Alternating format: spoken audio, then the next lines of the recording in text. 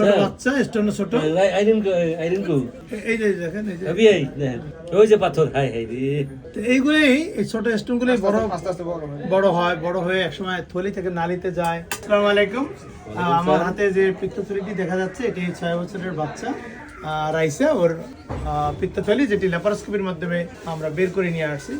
আর এই অপারেশনের মাধ্যমে যে মেসেজটি আমি দিতে চাই সেটি হলো, আমি প্রায় আমার চেম্বারে বা আমার হসপিটালে এমন রোগী পেয়ে থাকি যারা বয়স্ক 30 বছর বা তারও বেশি, পিত্তথলিতে পাথর কিন্তু ভয় পায়, ভয়ের কারণে অপারেশন করতে চায় না।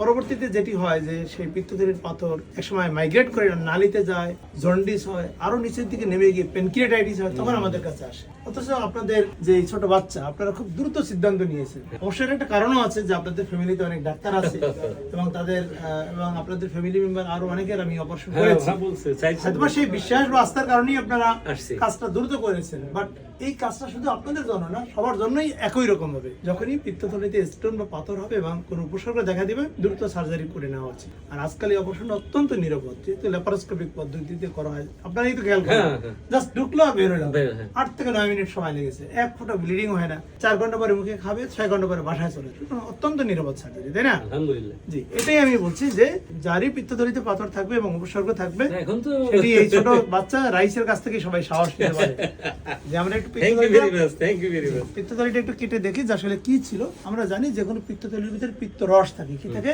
রস থাকে, হলুদ রঙের পানি। এখানে একটা ভুল ধারণা যে পিত্তথলি কেটে ফেললে পিত্ত রস কোথা থেকে আসবে। পিত্ত রস লিভার তৈরি করে, পিত্তথলি তৈরি করে না। সুতরাং যে পিত্ত রস তৈরি করে সে তো জায়গা মতোই আছে, লিভার, ঠিক আছে না? সুতরাং পিত্তথলি শুধুমাত্র কিছুক্ষণের জন্য রসটা জমা রাখতো আর নালি দিয়ে খাদ্যনালীতে পৌঁছে দিত। সুতরাং এই পিত্তথলি না থাকলেও পিত্ত নালী আছে, সেই পিত্তথলির কাজটা পিত্ত নালী করে।